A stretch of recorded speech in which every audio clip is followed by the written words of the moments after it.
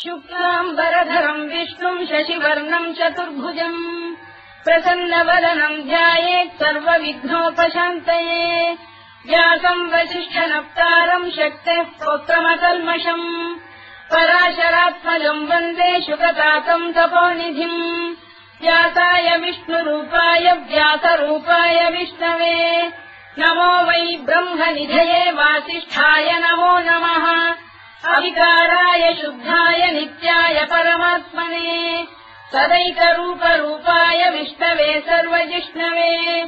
यस्य स्मरणमात्रेण जन्म संसारबन्धनात् विमुच्यते नमस्तस्मै विष्णवे प्रभविष्णवे ॐ नमो विष्णवे प्रभविष्णवे श्रीवैशम्पायन उवाच श्रुत्वा धर्मानशेषेण पावनानि च सर्वशः युधिष्ठिरः शान्तनवम् पुनरेवाभ्यभाषत युधिष्ठिर उवाच किमेकम् दैवतम् लोके किम् वाप्येकम् परायणम् स्तुवन्तः कङ्कमर्चन्तः प्राप्नुयुर्माणवा शुभम् को धर्मः सर्वधर्माणाम् भवतः परमो मतः किम् जपन्मुच्यते जन्तुर्जन्म संसारबन्धनात् श्रीभीष्म उवाच जगत्प्रभुम् देवदेवमनन्तम् पुरुषोत्तमम् स्तुवन्नाम सहस्रेण पुरुषस्तततोत्थितः तमेव चार्चयन् नित्यम् भक्त्या पुरुषमव्ययम् ध्यायम् स्तुवन् नमस्यम् च यजमानस्तमेव च अनादिनिधनम् विष्णुम् सर्वलोकमहेश्वरम् लोकाध्यक्षम् स्तुवन् नित्यम् सर्वदुःखातिगो भवेत् ब्रह्मण्यम् सर्वधर्मज्ञम् लोकानाम् कीर्तिवर्धनम् लोकनाथम् महद्भूतम् सर्वभूतभवोद्भवम् एष मे सर्वधर्माणाम् धर्मोऽधिकतमो मतः यद्भक्त्या पुण्डरीकाक्षम् स्तवैरच्चेन्नरः सदा परमम् यो महत्तेजः परमम् यो महत्तपः परमम् यो महद्ब्रह्म परमम् यः परायणम् पवित्राणाम् पवित्रम् यो मङ्गलानाम् च मङ्गलम् दैवतम् देवतानाम् च भूतानाम् यो व्यक्तिरा यतः सर्वाणि भूतानि भवन्त्यादियुगागमे यस्मिंश्च प्रलयम् यान्ति पुनरेव युगक्षये तस्य लोकप्रधानस्य जगन्नाथस्य भूपते विष्णोर्नाम सहस्रम् मे शृणु पापभयापहम् यानि नामानि गौणानि विख्यातानि महात्मनः ऋषिभिः परिगीतानि तानि वक्ष्यामि भूतये ऋषिर्नाम्नाम् सहस्रस्य वेदव्यासो महामुनिः छन्दोऽनुष्टुप् तथा देवो भगवान् देवकीसुतः अमृतांशुद्भवो बीजम् शक्तिर्देवकीनन्दनः कृतामाहृदयम् तस्य शान्त्यर्थे विनियुज्यते विष्णुम् जिष्णुम् महाविष्णुम् प्रभविष्णुम् महेश्वरम् अनेकरूपदैत्यान्तम् नमामि पुरुषोत्तमम् अस्य श्रीविष्णोर्दिव्यसहस्रनामस्तोत्रमहामन्त्रस्य श्रीवेदव्यासो भगवान् ऋषिः अनुष्टुप्छन्दः श्रीमहाविष्णुः परमात्मा श्रीमन्नारायणो देवता अमृतांशोद्भवो भानुरिति बीजम् देवकीनन्दन श्रेष्ठेति शक्तिः उद्भवः क्षोभणो देव इति परमो मन्त्रः धर इत्यत्रम् तथाङ्गपाणिरक्षोभ्य इति नेत्रम् कृतामासामदः सामेति कवचम् आनन्दम् परब्रह्मेति योनिः ऋतुः सुदर्शनकाल इति दिग्बन्धः श्रीविश्वरूप इति ध्यानम् श्रीमहाविष्णुप्रीत्यर्थे सहस्रनाम जपे विनियोगः ध्यानम् क्षीरोदम् दत्तदेशे शुचिमणिविलसत्सैकते मौक्तिकानाम् मालाकृत्तासनस्थस्फटिकमणिनिभैर्मौक्तिकैर्मण्डिताङ्गः शुभ्रैरभ्रैरदभ्रैरुपरि विरचितैर्मुक्तपीयूषवर्षैः आनन्दीनः पुनीयादरिनलिन गदा शङ्खपाणिर्मुकुन्दः भूः पादौ यस्य नाभिर्विहदसुरनिलश्चन्द्रसूर्यौ च नेत्रे कर्णावाशा शिरोद्यौर्मुखमपि दहनो यस्य वास्तेयमब्धिः अन्तस्थम् यस्य विश्वम् सुरनरखगो भोगि गन्धर्वदैत्यैः चित्रम् रम्यते तम् त्रिभुवन वपुषम् विष्णुमीशम् नमामि ॐ नमो भगवते वासुदेवाय शान्ताकारम् भुजगशयनम् पद्मनाभम् सुरेशम् विश्वाधारम् गगनसदृशम् मेघवर्णम् शुभाङ्गम् लक्ष्मीकान्तम् कमलनयनम् योगिधृध्यानगम्यम् वन्दे विष्णुम् भवभयहरम् सर्वलोकैकनाथम् मेघश्यामम् पीतकौशेयवासम् श्रीवत्साङ्कम् कौस्तुभोद्भासिताङ्गम् पुण्योपेतम् पुण्डरीकायताक्षम् विष्णुम् वन्दे सर्वलोकैकनाथम् नमः समस्तभूतानामादिभूताय भूभृते अनेकरूपरूपाय विष्णवे प्रभविष्णवे सशङ्खचक्रम् सकिरीटकुण्डलम् सपीतवस्त्रम् सरसीरुभेक्षणम् सहारवक्षस्थलशोभिकौस्तुभम् नमामि विष्णुम् शिरसा चतुर्भुजम् छायायाम् पारिजातस्य हेमसिंहासनोपरि आसीनमम्बुदश्याममायताक्षमलङ्कृतम् चन्द्राननम् चतुर्बाहुम् श्रीवत्साङ्कितवक्षसम् रुक्मिणी सत्यभामाभ्याम् सहितम् कृष्णमाश्रये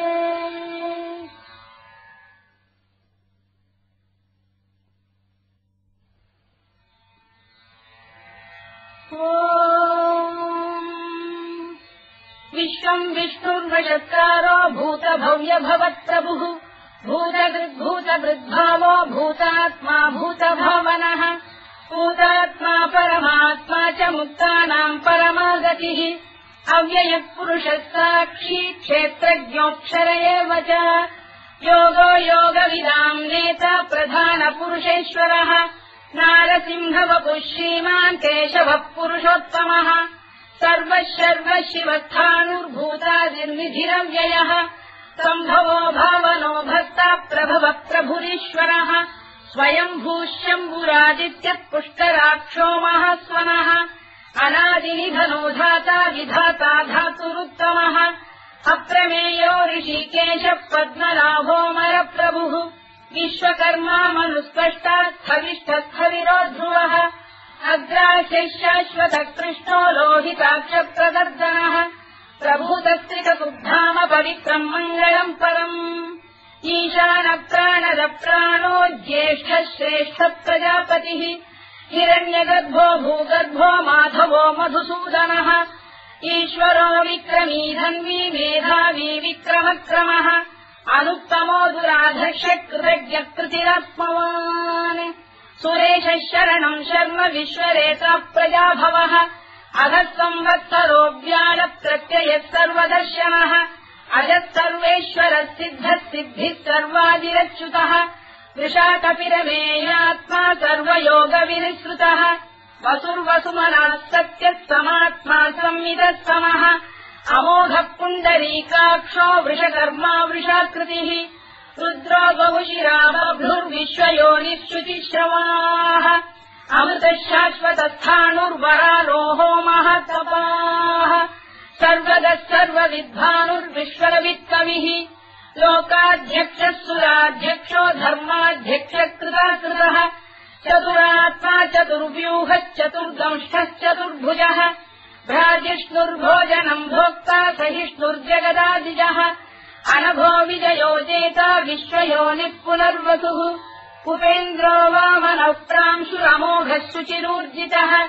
अतीन्द्रः सङ्ग्रहः सर्गो धृतात्मा नियमो यमः वेद्यो वैद्यस्तदा योगी वीरः माधवो मधुः अतीन्द्रियो महामायो महोत्साहो महाबलः महाबुद्धिर्महावीर्यो महाशक्तिर्महाद्युतिः अनिर्देश्य वपुः श्रीमान् अमेयात्मा महाधृधृत् महेश्वासो महीभर्ता श्रीनिवासः ससङ्गतिः अनिरुद्धः सुरानन्दो गोविन्दो गोविदाम्पतिः मरीचिर्दमनो हंसः सुपर्णो भुजगोत्तमः हिरण्यनाभः सुतपाः पद्मनाभः प्रजापतिः अमृत्युः सर्वदृक्सिंहः सन्धाता सन्धिमान् स्थिरः अजो दुर्मर्षणः शास्ता विश्रुतात्मा सुरारिः गुरुर्गुरुतमो धाम सत्यः सत्यपराक्रमः निमिषो निमिषस्रग्वी वाचस्पतिरुदारधीः अग्रणी ब्राह्मणी श्रीमान् न्यायो नेता समीरणः सहस्रमूर्धा विश्वात्मा सहस्राक्षः सहस्रपात् आवर्तनो निवृत्तात्मा संवृतः सम्प्रवर्धनः अगः संवर्तको वन्दिरनिरोधरणीधरः सुप्रसादप्रसन्नात्मा विश्वधृत् विश्वभुग्विभुः सत्कर्ता सत्कृतः साधुर्जन्धुर्नारायणो नरः असङ्ख्येयो प्रमेयात्मा विशिष्टः शिष्टकृच्छुचिः सिद्धार्थः सिद्धसङ्कल्पः सिद्धितः सिद्धिसाधनः वृषाही वृषभो विष्णुर्वृषपर्वा वृषोदरः वर्धनो वर्धमानश्च विविक्तः श्रुतिसागरः सुभुजो दुर्धरो वाग्मी महेन्द्रो वसुदो वसुः मैकरूपो बृहद्रूपः शिपिविष्टप्रकाशनः ओजस्तेजोऽद्युतिधरः प्रकाशात्मा प्रतापनः सिद्धस्पष्टाक्षरो मन्त्रश्चन्द्रांशुर्भास्करद्युतिः अमृतांशुद्भवो भानुः शतबिन्दुः सुरेश्वरः औषधम् जगतः सेतुः सत्यधर्मपराक्रमः भूतभव्यभवन्नाथः पवनः पावनो नलः कामः कामकृत्कान्तः कामः कामप्रदप्रभुः युगादिकृद्युगावर्तो नैकमायो महाशनः अदृश्यो व्यक्तरूपश्च सहस्रजिदनन्तजित् इष्टो विशिष्टः शिष्टेष्टः शिखण्डी नभुषो वृषः क्रोधः क्रोधकृत्कर्ता विश्वबाहुर्महीधरः अच्युतप्रतिथ प्राणप्राणलोगासवानुजः अपाम् निधिरधिष्ठानमप्रमत्तप्रतिष्ठितः स्कन्दस्कन्दधरो धुर्यो वरदो वायुवाहनः वासुदेवो बृहद्भानुरादिदेवः पुरन्दरः अशोकस्तारणस्तारः शूरः शौर्यर्जनेश्वरः अनुकूलः शतावर्तः पद्मी पद्मनिभेक्षणः पद्मनाभोरविन्दाक्षः पद्मगर्भः शरीरभृत् महर्भिर्वृद्धो वृद्धात्मा महाक्षो गरुडध्वजः अतुलः शरभो भीमः समयज्ञो हविर्हरिः सर्वलक्षणलक्षण्यो लक्ष्मीवान् समितिञ्जयः शिक्षरो रोहितो मार्गो हेतुर्दामोदरः सः महीधरो महाभागो वेगवानमिताशनः उद्भवः क्षोभणो देवः श्रीगर्भः परमेश्वरः करणम् कारणम् कर्ता विकर्ता गहनो गुहः व्यवसायो व्यवस्थानः संस्थानस्थानदो ध्रुवः परद्धिः परमस्पष्टः तुष्टः पुष्टः शुभेक्षणः रामो विरामो विरतो मार्गो नेयो नयोनयः वीरः शक्तिमताम् श्रेष्ठो धर्मो धर्मविदुत्तमः वैकुण्ठः पुरुषः प्राणः प्रणवप्लुतुः हिरण्यगर्भः शत्रुघ्नो व्याप्तो वायुरभोक्षजः ऋतुः सुदर्शनकारः परमेष्ठी परिग्रहः उग्रः संवत्सरो दक्षो विश्रामो विश्वदक्षिणः विस्तारस्थावरस्थाणुः प्रमाणम् बीजमव्ययम् अर्थो नर्थो महाकोशो महाभोगो महाधनः हरिर्विण्णस्थविष्ठो भूर्धर्मयूपो महामखः नक्षत्रनेमिर्नक्षत्री क्षमः क्षामः समीहनः यज्ञयुज्यो महेज्यश्च क्रतुः सत्रम् सदाङ्गतिः सर्वदर्शी विमुक्तात्मा सर्वज्ञोद्यानमुत्तमम् सुव्रतः सुमुखः सूक्ष्मः सुघोषः सुखरः सुहृत् मनोहरोजितक्रोधो वीरबाहुर्विदारणः स्वापनः स्ववशो व्यापी नैकात्मानैककर्मकृत् वत्सरो वत्सलो वत्सी रत्नगर्भोधनेश्वरः धर्मकुद्धर्मकृद्धर्मी सदसक्षरमक्षरम् अभिज्ञाता सहस्रांशुर्विधाता कृतलक्षणः गभस्तिले विस्तप्तः सिंहो भूतमहेश्वरः आदिदेवो महादेवो देवेशो देवभृद्गुरुः उत्तरो गोपतिर्गोप्ता ज्ञानः सोमपो मृतपः सोमः पुरुजिः पुरुषत्तमः विनयो जयः सत्यसन्धो दाशार्हः सात्वताम् पतिः जीवो विनयिता साक्षी मुकुन्दो मितविक्रमः अम्भोनिधिरनन्तात्मा महोदधिशयोऽन्तकः अजो महार्घ स्वाभाव्योजिता मित्र प्रमोदनः आनन्दो नन्दनो नन्दः सत्यधर्मा त्रिविक्रमः महर्षि कपिलाचार्य कृतज्ञो मेदिनीपतिः त्रिदशाध्यक्षो महाशृङ्गकृतान्तकृत् महावराहो गोविन्दः सुषेणः कनकाङ्गनी गुह्यो गभीरो गहनो गुप्तश्चक्रगदाधरः मेधास्वाङ्गोजितः कृष्णो दृढः सङ्कर्षणोच्युतः वरुणो वारुणो वृक्षः पुष्कराक्षो महामनाः भगवान् बलहानन्दी वनमाली हलायुधः आदित्यो ज्योतिरादित्यः सहिष्णुर्गतिसत्तमः धन्वाखण्ड परशुद्धारुणोद्रविनप्रदः दिवस्कृत्सर्वदृत्यासो वाचस्पतिरयो निजः कृतामासामगत्साम निर्वाणम् भेषजम् भिषज सन्न्यासवृक्षमशान्तो निष्ठा शान्तिपरायणम् शुभाङ्गः शान्तिदर्शष्टा कुमुदः कुवलेशयः गोहितो गोपदैर्गोप्ता वृषभाक्षो वृषप्रियः अनिवर्ती निवृत्तात्मा सङ्क्षेप्ताक्षेमकृत् शिवः श्रीवत्सवक्षः श्रीवासः श्रीपतिः श्रीमताम्बरः श्रीधः श्रीधः श्रीनिवासः श्रीनिधिः श्रीविभावनः श्रीधर श्रीकर श्रेयः श्रीमान् लोकत्रयाश्रयः स्वक्षस्वङ्गः शतानन्दो नन्दिर्ज्योतिर्गणेश्वरः विदितात्मा विधेयात्मा तत्कीर्तिच्छिन्न संशयः उदीर्णः सर्वतश्चक्षुरनीशः शाश्वतस्थिरः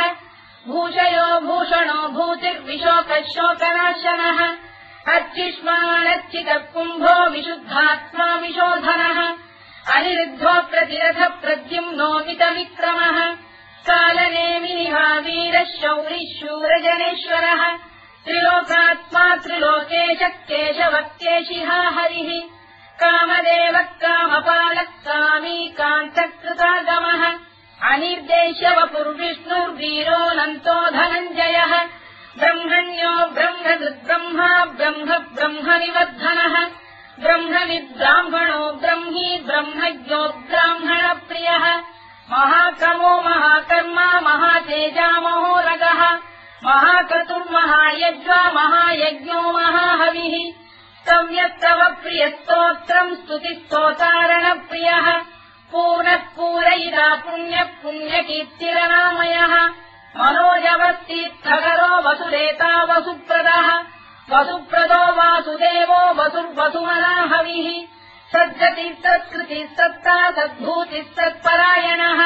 शूरसेनो यदुश्रेष्ठः सन्निवासः सुयामुनः भूतावासो वासुदेवः सर्वासु निलयो नलः दत्तः दत्पदो दृप्तो दुद्धरोऽथापराजितः विश्वमूर्तिर्महामूर्तिर्दीप्तमूर्तिरमूर्तिमान् अनेकमूर्तिरव्यक्तः शतमूर्तिः शताननः एकोनैकः सवक्तः किम् यत्तत्पदमनुत्तमम् लोकबन्धुर्लोकनाथो माधवो भक्तवत्सलः सुवर्णवर्णो हेमाङ्गो वराङ्गश्चन्दनाङ्गदी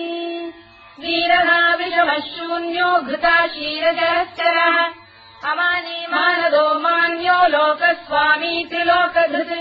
सुमेधा मेधजो धन्यः सत्यमेधाधराधरः तेजो वृषोद्युतिधरः सर्वशस्त्रभृताम्बरः प्रग्रहो निग्रहो व्यग्रो नैकशृङ्गो गदाग्रजः चतुर्मूर्तिश्चतुर्बाहुश्चतुर्व्यूहश्चतुर्गतिः चतुरात्मा चतुर्भावश्चतुर्वेदविदेकपात् समावर्तो निवृत्तात्मा दुर्जयो दुरतिक्रमः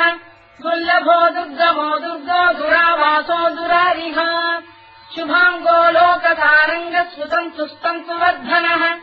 इन्द्रकर्मा महाकर्मा कृतकर्मा कृतागमः उद्भवः सुन्दरः सुन्दो रक्तनाभः सुलोचनः अर्थो वाजधनः शृङ्गी जयन्तः सर्वविद्ययी सुवर्णबिन्दुरक्षोभ्यः सर्ववागीश्वरेश्वरः महाह्रदो महागर्तो महाभूतो महानिधिः कुमुदकुन्दरकुन्दः पर्जन्यः पावनो निलः अमृताशोऽमृतवपुः सर्वज्ञः सर्वतोमुखः सुलभः सुव्रतः सिद्धः शत्रुजिच्छत्रुतापनः व्यग्रोधोदुम्बरोश्चक्षाणूरान्ध्रैषूदनः सहस्रार्चिः सप्तजिह्वः सप्तैधा सप्तवाहनः अमूर्तिरनघोचिन्त्यो भयगृद्भयनाशनः अणुबृहत्कृशस्थूलो गुणधृन्निर्गुणो महान् अधृतस्वधृतस्वास्य प्राग्वंशो वंशवर्धनः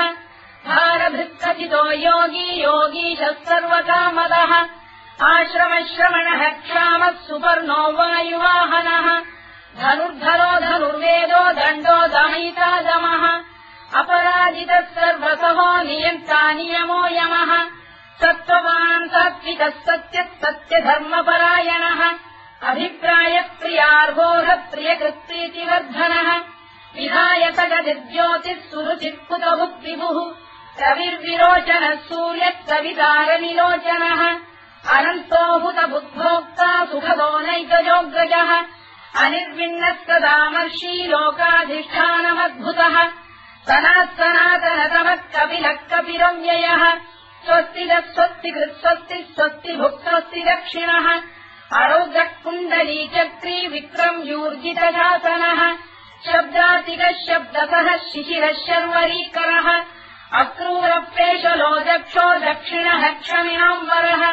विद्वत्तमो वीतभयः पुण्यश्रवणकीर्तनः उत्तारणो दुष्कृतिः पुण्यो दुःस्वप्ननाशनः वीरः रक्षणः सन्तो जीवनः पर्यवस्थितः अनन्तरूपोऽनन्तश्रीर्जितमन्युर्भयापहः चतुरश्रो गभीरात्मा विदिशो व्यादिशो दिशः अनादिर्भूर्भुवो लक्ष्मी सुवीरो रुचिराङ्गदः जननो जनजन्मादिर्भीमो भीमपराक्रमः आधारनिलयो धाता पुष्पहासप्रजागरः ऊर्ध्वरः सत्पथाचार प्राणः प्रणवप्रणः प्रमाणम् प्राणनिलय प्राणभृत्प्राणजीवनः तत्त्वम् तत्त्वविदेकात्मा जन्ममुत्युजरातिगः भूर्भुवः स्वत्तरुत्तारः सविता प्रपितामहः यज्ञो यज्ञपतिर्यज्वा यज्ञाङ्गो यज्ञवाहनः यज्ञभृद्यज्ञकृद्यज्ञी यज्ञभुक्यज्ञसाधनः यज्ञान्तकृद्यज्ञगुह्यमन्नमन्नाद एव च आत्मयोनिः स्वयम् जातो वैखानः सामगायनः देवकीनन्दनः स्रष्टा क्षितीशः पापनाशनः शङ्खबृन्नन्दकी चक्रीशाङ्गधन्वा गदाधरः तथाङ्गपाणिरक्षोभ्यः सर्वप्रहरणायुधः सर्वप्रहरणायुधवोम् नम इति परमाली गरीशाङ्गी शङ्खी चक्री च नन्दकी श्रीमान्नारायणो विष्णुर्वासुदेवोऽभिरक्षतु वनमाली गरीशाङ्गी शङ्खी चक्री च नन्दकी श्रीमान्नारायणो विष्णुर्वासुदेवोऽभिरक्षतु वनमाली गरीशाङ्गी शङ्खी चक्री च नन्दकी श्रीमान्नारायणो विष्णुर्वासुदेवोऽभिरक्षतु इतीदम् कीर्तनीयस्य केशवस्य महात्मनः नाम्नाम् सहस्रम् दिव्यानामशेषेण प्रकीर्तितम् य इदम् शृणुयाम् नित्यम् यश्चापि परिकीर्तयेत् नाशुभम् प्राप्नुयात् किञ्चित् सोमुत्रेह च मानवः वेदान्तको ब्राह्मणस्य क्षत्रियो विजयी भवेत्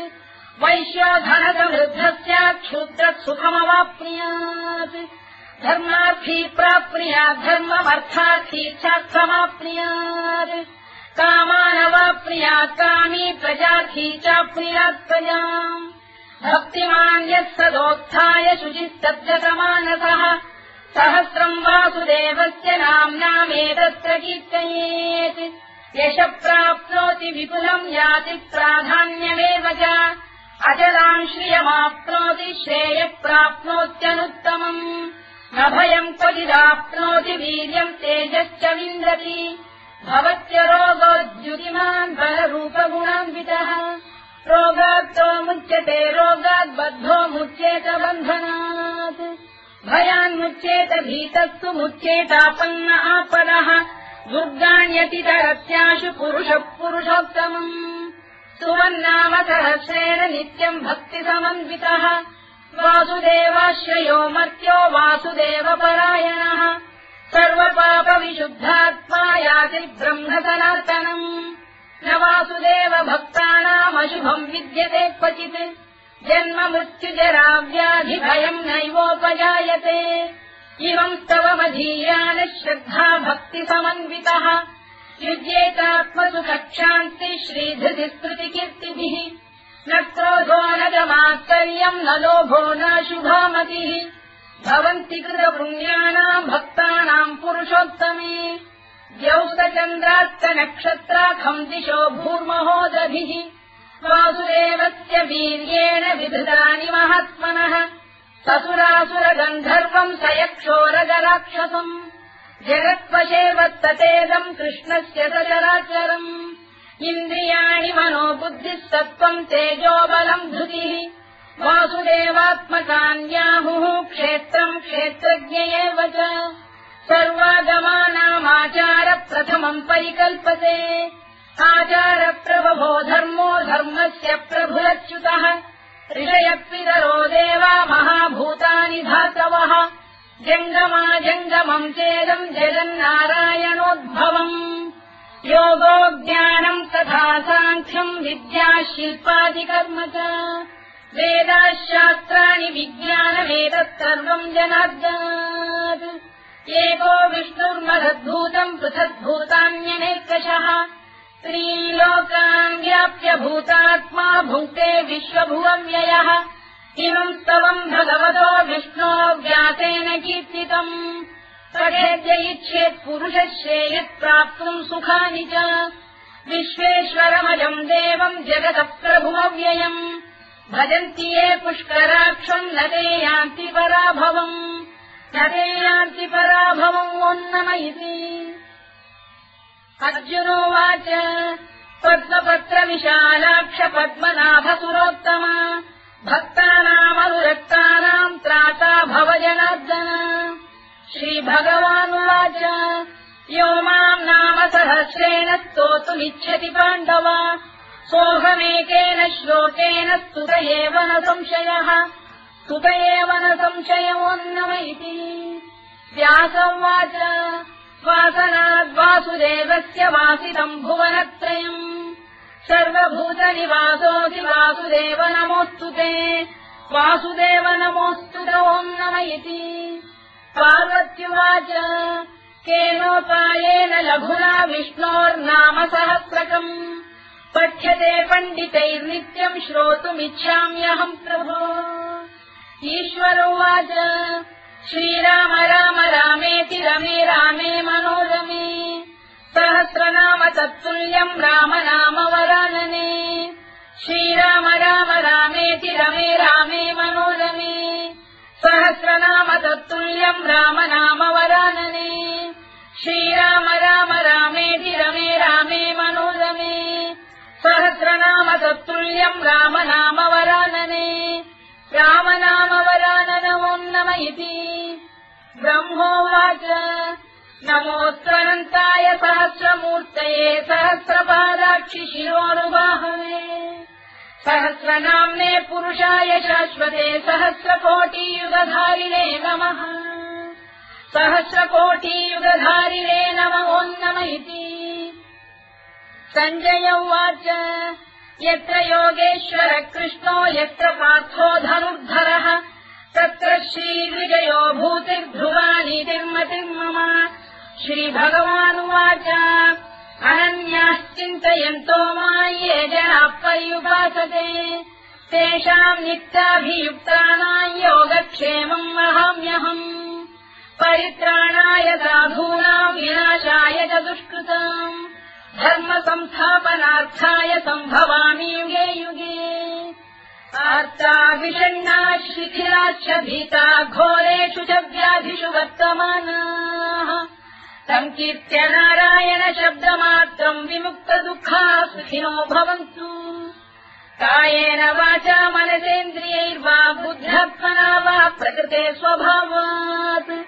करोमि यद्यत् सकलम् परस्मै नारायणायति समर्पयामि।